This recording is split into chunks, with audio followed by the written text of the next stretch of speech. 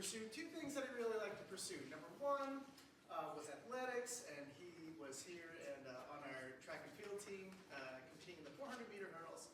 And then also wanted to pursue a career in health, and he ended up double majoring in both exercise science and kinesiology. After his time at Brockport, he went down to the University of North Florida, where he got his doctorate in physical therapy, DPT, at that school, served as the class president, and then spent a few years working as a clinic manager down in Jacksonville. After that, he came back up to New York, and he's currently serving as a site manager at F.F. Thompson Hospital's outpatient rehab in Victor. So we have another Victor person here. He specializes in orthopedics and sports recoveries. He's also a certified strength and conditioning specialist in the orthopedic clinical field, and he works in pediatric care, supporting children, and works with an organization called Camp No Limits. He lives in Farmington with his wife Laura, who's also here, and loves the outdoors and the Buffalo Bills, so he'll fit right in with this group. So without further ado, Cam.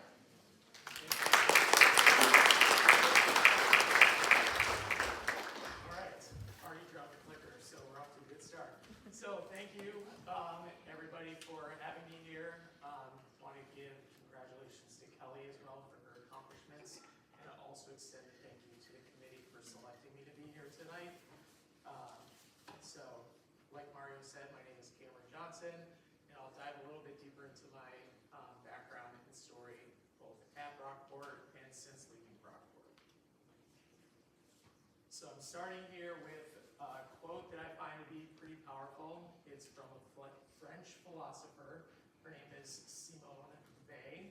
It says, "Attention is the rarest and purest form of generosity." So this is something that stands out to me. Giving your attention to something is very unique because it requires you to take your focus off of yourself and put that onto either another person or another task. So something that I want to say thank you for your attention tonight. And when you hang with me until the end, I hope to offer something else on this same vein that would be helpful for you. All right, so like Mario had said, I graduated from North Tonawanda High School in 2007. Is anybody else here from North Tonawanda by chance? Okay, we'll allow it. But go Jacks. So originally my family's from Colorado, and we moved to North Tonawanda when I was a freshman in high school.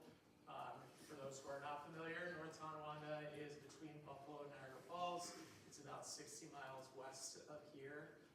While I was there, I ran track and cross country, and I wasn't really sure if I was going to do that in college or not. Part of me wanted to have like the true college experience, and I felt like being a student athlete would kind of take too much time. I put a lot of effort into my studies in high school, and I thought, you know what, I'm gonna, just kind of go all into, being a college student, whatever that meant. But once I came to Brockport, the coach at the time had reached out to me and said, I think, you had good times, Section 6, this and that, and I think you should come out for the team.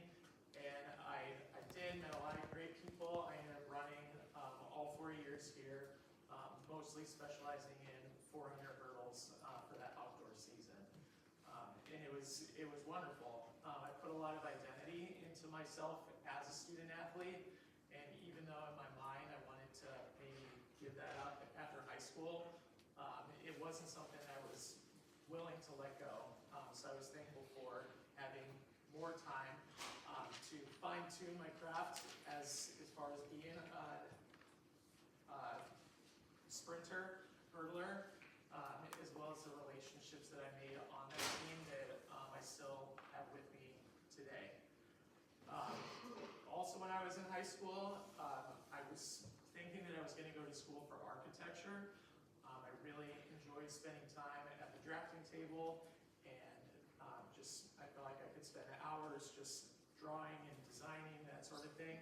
I wasn't sure if I could turn that into a career, or if doing that for my profession would maybe take away from the joy that I found in it. So I decided to leave that that creative side as more of a hobby and pursue another interest, which was in health-related fields. So I took a class in high school on anatomy that I kind of fell in love with, the body and how it works. And so that's kind of where I put my eggs into that basket. And I came to Brockport.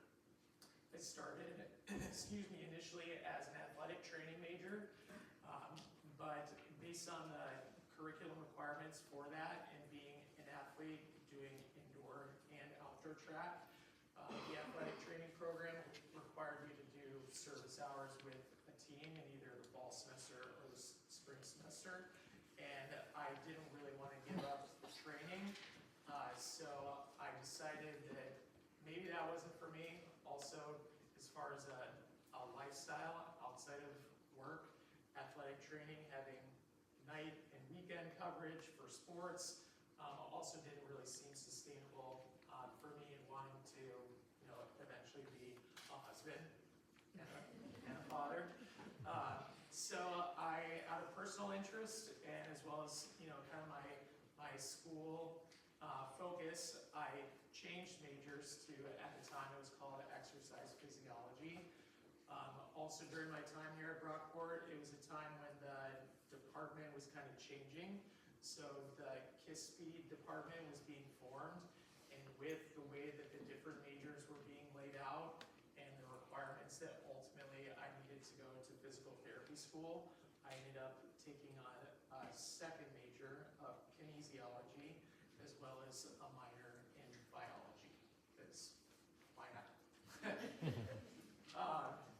So during my time here with those two majors, I spent a lot of time in Tuttle, both for my classes as well as for training.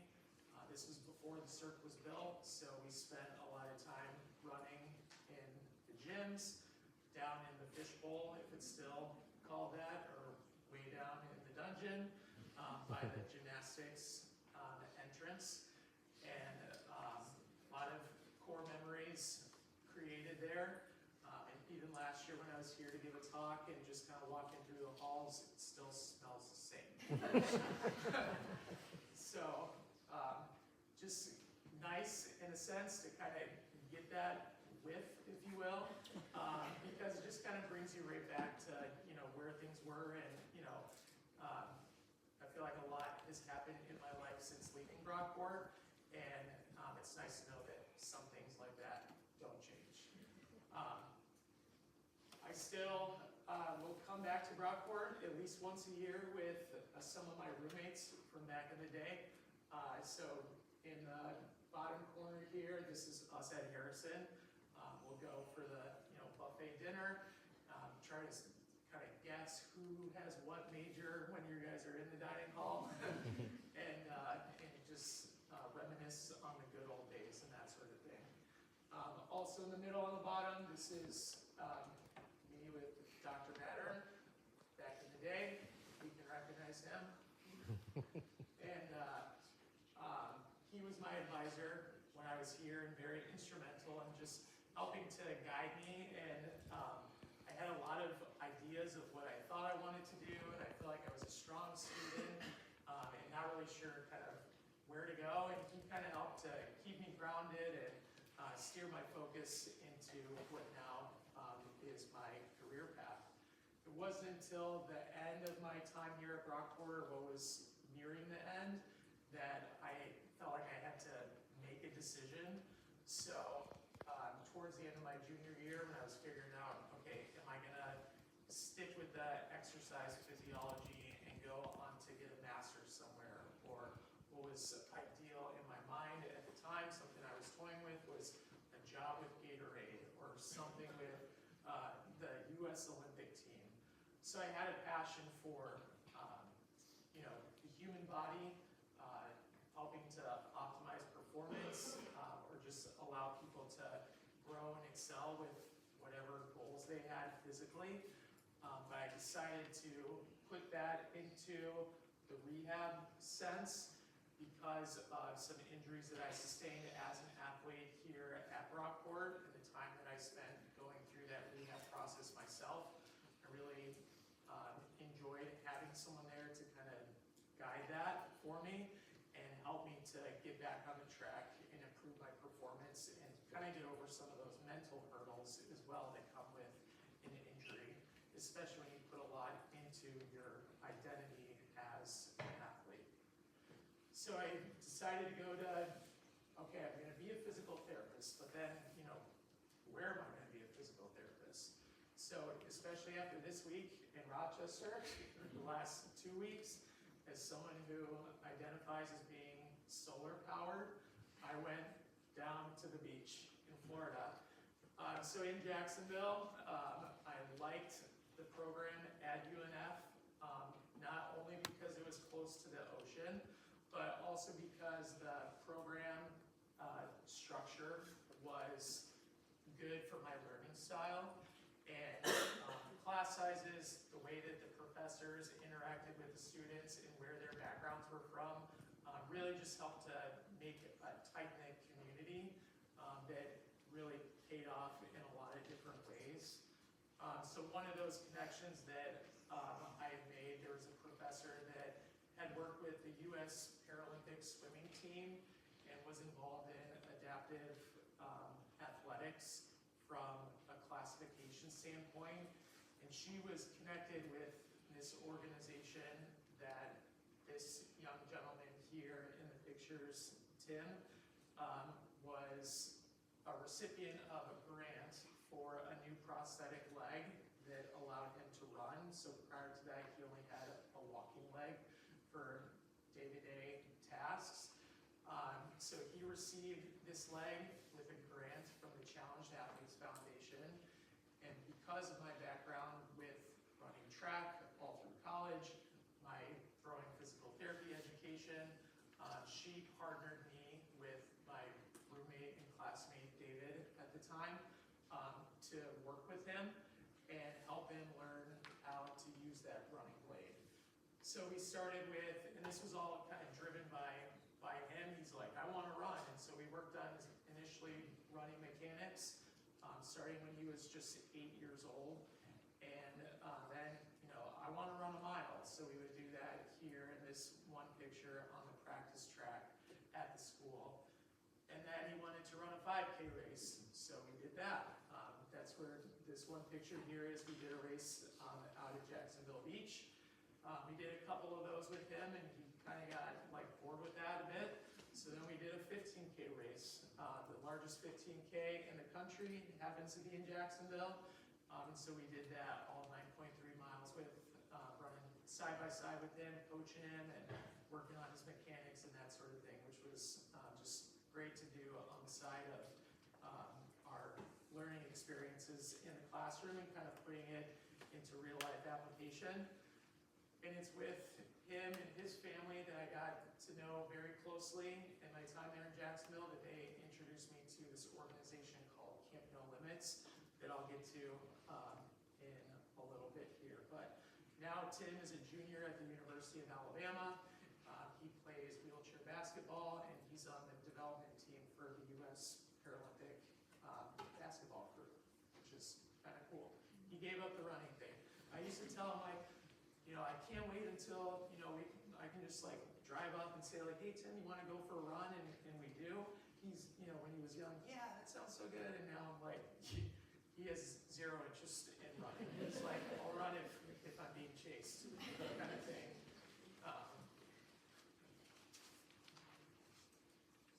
All right, so during my time at UNF, it's split as far as many physical therapy programs are between time in the classroom and time in the field. So my program at the time had 5 different internships that we were required to do, some in an inpatient setting and some in an outpatient setting. So initially I started my first 2 internships working at a long-term care facility and then subacute rehab. And I learned a lot of good things things from them, had a lot of good patient stories from my time working with them, but didn't really feel like that's where I wanted to end up and make a career out of that. Like Mario had said, I was elected as class president, and so with that came a lot of great experiences, also going to conferences, which I would promote if you guys can, whatever field you know, become a part of. If you can get connected with the professional organization from a networking standpoint, attending those conferences just to learn about what else are other people doing, it can be really powerful. So I got to meet a lot of people within the Florida Physical Therapy Association, as well as legislators and leaders in the American Physical Therapy Association too, both attending student conferences and professional conferences across Florida, and even going up to the National Student Conclave that was in Louisville, Kentucky, my last year at PT school. So with those experiences and just kind of meeting other people, getting further into the coursework, I really found more of a passion in like the musculoskeletal system, and so I decided to pursue my main career in outpatient physical therapy and specializing in sports medicine. So I worked in the Jacksonville area for about a year and a half before I wanted to move back to New York to be closer to my family. And from that, I'll go back one slide here. So up at the top right, on the bottom row, the long brown ponytail, that's my friend Melissa. So we were both sprinters on the team together all 4 years. We actually got our IDs at Brockway at like the same time, our very first day here at Brockport. She's from Rochester, always knew she wanted to stay in Rochester, also knew that she wanted to be a physical therapist. She went to Nazareth in a program there after finishing at Brockport. And she worked as a physical therapist at the organization that when I moved back to New York, they had an opening. And she said, you know, I think this would be a good fit for you. You should come check it out. And so I did, and she was right. And so we went from being teammates for 4 years here at Brockport, and now we work as co-workers for the last 8 years since I've been back here in New York, which is kind of wild. So it just kind of goes to show that some of the connections that you make here at Brockport, in addition to, you know, what may feel like lifelong friendships, can also lead to professional connections as well. So at Thompson, this is a small community-based hospital in Canandaigua. It's an affiliate of the University of Rochester, and we have several different locations. I oversee the clinic in Victor, and these are a few pictures from our treatment area and our functional space where we do a lot of return to sport testing and rehab.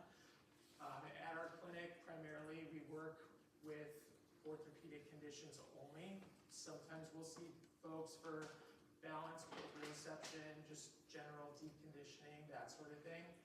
We'll see a mix of patients that have surgery or are preparing to have surgery, as well as, you know, just other sprains, strains, fractures, things like that. I do work closely with a physician who specializes in arthroscopic hip preservation surgeries, but additionally I'll see things like rotator cuff repairs, spinal fusions, knee scopes, you name it. A lot of things from head to toe. We have some certified hand therapists that are occupational therapists also at our clinic. So as far as the elbow, wrist, and hand, they kind of take on those diagnoses, and the PTs handle everything else in the body. Also, something that's unique at our clinic, which is something that is kind of rare to see in the outpatient PT realm, is we only do one-on-one treatments, which is something that really helped to validate me going into physical therapy versus some other healthcare fields. So unlike, you know, physician or a surgeon or a PA in the ortho setting, then you only spend small bits of time with patients over, months or weeks. As a physical therapist, you're spending multiple, days a week with them, a lot of time, and you really get to know them, and it helps to create some individualized care plans for them. So doing one-on-one treatments, we're lucky to be able to do that in our clinic versus bouncing between, multiple people at once. Hey, you do this. Okay, I'll set you up. Okay, try 3 sets of 10 like this, and I'll be right back, and, work on your neck kind of thing. So we can just be there the whole time with those patients and give them a very focused session. All right, outside of that, which is my full-time job, I, again, became involved with this organization called Camp No Limits. So this is a camp that's put on for children and their families, children who have either limb loss or limb differences. And the mission is to educate, empower, and support these children to develop a healthy and happy, independent lifestyle. So as a physical therapist, initially I began working with the camp as a student volunteer, but the physical therapists work with children that have lower extremity involvement, so anything below the waist. And we take the same concepts that we're working on in the clinic, but we adapt them to the individual needs of each child, whether they are a prosthetic user or they're not, if they have like a microprocessor knee or a mechanical knee, those sorts of things. It's all very similar in terms of the gait training concepts, helping them learn how to walk. If they're like a new amputee, freshly out of surgery, or they've gotten a new leg that they don't really know how to work optimally. We work on learning how to run if they've never been able to do that, or sometimes we'll see kids that have had cancer diagnoses, so they knew how to run initially, or they knew how to ride a bike initially when they were a able-bodied child, but now that they had an amputation or some other type of limb salvage procedure, they have to relearn all of that over again, and it's different. So we take those same concepts that we'll do as far as lower extremity strengthening, balance, core strength, flexibility, principles of symmetry, keeping things even on both sides to reduce the risk of developing scoliosis. We're working with these kids in this camp setting, and it's very fun, it's very rewarding. It's different than working in the clinic. There's no documentation, and it's just kind of fun. Everybody is very accepting in this environment. It's really special because most of the time when these kids are in school or at home, they're the only one in their whole community that has a limb difference. And they, get stared at, they get made fun of, different things like that. And when they come to this camp and they see so many kids that look like them, and they don't have to be different, people aren't staring at them. If they are, they're like, wow, nice leg, or, where'd you get your arm done, kind of thing. And, it's really beautiful to just see them be kids and have a part in them being able to have, what feels like, even if it's just for a few days, like a normal childhood. So it's great to be able to use the skills that I have as a physical therapist and the education that I've received to be able to serve a population like this. The pediatric population is great to work with. It turns, that exercise component of physical therapy that a lot of adults even dislike. Kids will tell you right to your face, I don't want to do this. They say, I want to go to OT. They're inside and they're, making food, and we're out here sweating, and it's like, well, we're having fun, like this is great, isn't it? And you kind of trick them, if you need to work on hip flexion, we're not going to say, okay, like do this with me 15 times, you turn it into like ninja kicks, and then all of a sudden they want to show you how great they can do ninja kicks, you know, or kicking a ball, that sort of thing, that it gets that like weight shifting, core activation, hip flexion, that they don't even realize that they're exercising. So similar to kind of what Kelly was mentioning, you know, we want to give them tools that they can use across their lifespan and not just kind of shrink into, you know, there's no options for me. You know, this is kind of these are the cards that I've been dealt, and you know, I'm just going to have to, you know, live like this and kind of minimize themselves and try to get them to believe in themselves, you know, push their boundaries a little bit, do things that may feel a little bit challenging, but it's a safe environment where they feel like they aren't being judged. So just having a little hand in encouraging them along the way is really cool, as well as seeing them grow over the years going to different camps. So initially I started at the Florida location because that's where I was going to school, but now that I've come on staff with them, I've been to 9 different locations across the United States that they have, and I really like it. All right, so when I left Brockport, I was like, all right, 3 more years and I never have to take another test again. And I was wrong. So within physical therapy, you're constantly learning, and it feels like the profession and what research is being done about, you know, optimal interventions or, you know, principles that used to be, you know, even like 10 years since I was in PT school, things that I was taught that were, you know, this is the standard for, you know, this type of condition. Even that is changing. So it's you're always having to stay current with the research. Sometimes I feel like it was as easy as this kid here, just, you know, when you're reading a research article or comparing different literature, that you could just take it and put it in, that sort of thing. But beyond Brockport, I knew I was going into physical therapy, so I didn't want to do any additional certifications at first that I wasn't going to be able to use. So it wasn't until the year after I graduated PT school that I sat for my strength and conditioning certification, knowing that, okay, I've secured a job in outpatient rehabilitation. I'd like to also do things with athletes specifically on the side. So having the credentials to back up the knowledge was very important to me. So I had that in 2015.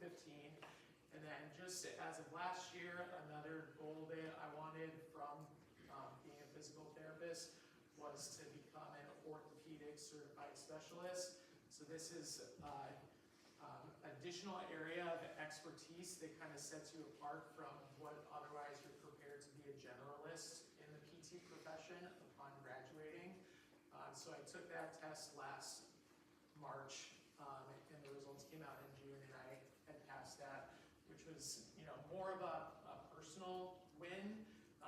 It doesn't really change anything as far as, you know, my work application, but it just helps to show that like staying current in the research, there's different requirements for maintaining these certifications. So having the credentials, it's not just about like a longer business card title. It helps to show that, you know, you're invested in the profession and the outcomes of your patients. It's also important, I think, for professional development as far as taking on students and being able to tell them not just, you know, what I do is the best way, but what other leaders in the profession are researching. This is why we do that, and this is why we follow that the best way. So it helps with promoting education within the department that I do as a site manager, as well as helping students who come through our doors to learn too. So I wanted to share a few other areas of physical therapy that are not my story, but where some of my classmates have also had successful careers, because I know my path is not the only route to PT, and there's so much that you can do with the profession that is really exciting, and people find their passions doing that. So I work in orthopedics, primarily musculoskeletal injuries. I have a number of classmates and colleagues within our department that work with more neurological conditions. Some people have more of a passion working with the older aging population and specialize more in geriatric care. which I kind of dabble in a little bit with Camp No Limits. Some people do that full-time. There's inpatient settings of various kinds, in addition to the outpatient setting that I work in, and also kind of like a hot topic right now amongst the profession and a lot of new grads that seek out travel PT, which is doing usually like 13-week contract stints, where you can do that across the country and kind of see different parts of the world, different settings, and that sort of thing. For me, I liked establishing care with patients and seeing them throughout their clinic care, so that's not something that I pursued. I wanted to kind of put roots down and make the clinic my own. All right, so here we are again, back to this quote.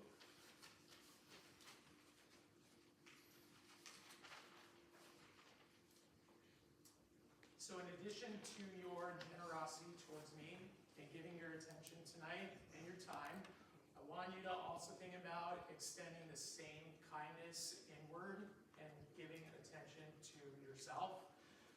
So this is something that I feel like it's challenging to do when you're in this setting, and as you're trying to prepare for what is my future going to look like, what are the expectations that are put on me by my friends or my family, that sort of thing. And it can be hard to decide, like, well, I chose this major because I think it's cool, or my family, or I had a coach or a professor or something like that that really spoke life into me, and it really jazzed me up. But then what do I do beyond that? So sitting in your position, I remember I had a lot of conflicted moments of, what is my future going to look like? Am I going to go to PEA school? Am I going to go to PT school? Where am I going to go to PT school? What kind of PT am I going to do? If someone told me that I would be standing here in a lecture hall like this ever, I would have said immediately no. So when I was sitting in your position, I had all these different thoughts about, like, what's my future going to hold? And thankfully, I had a lot of people, like my family support system here, speaking truth into my life. I gotta give Dr. Mattern a lot of credit for just being a top tier alpha advisor, and just helping to, all these thoughts that I had, just kind of letting me settle down and like pay attention to, I have these desires, I have this skill set, I have this passion. What am I going to do with that? And so that's something that I would just encourage you guys to do, is to kind of settle down. I feel like once you're getting towards the end of your education, it seems like time is moving too quickly, like you can't grab hold of it. But if you can kind of settle down, take a step back and just kind of look at, like, what has my life been leading up to? Where do I want it to go? And if you pay attention to that, kind of remove some of the other distractions, listen to those who are positive influences in you and the desires on your heart, and I feel like that journey would be generously worth it if you give yourself the time and attention. So lastly, here, we've got my beautiful wife, Laura. This is our dog, Brock. He's also an amputee. He's named after Brockport. And the 2025 NFL MVP, Joshua Patrick Allen. I'll leave you with his quote from his MVP address: "Be good, do good, God bless, and go Bills."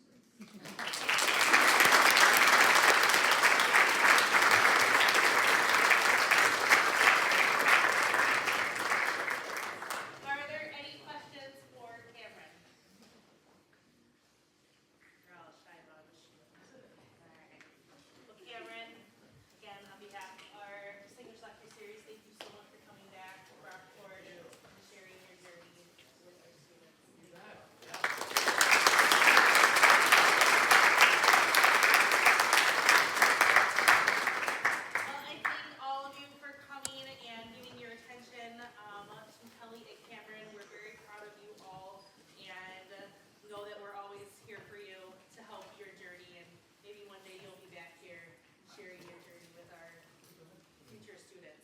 I know a lot of you need this exit slip for your classes, so if you do need this, I'll leave a couple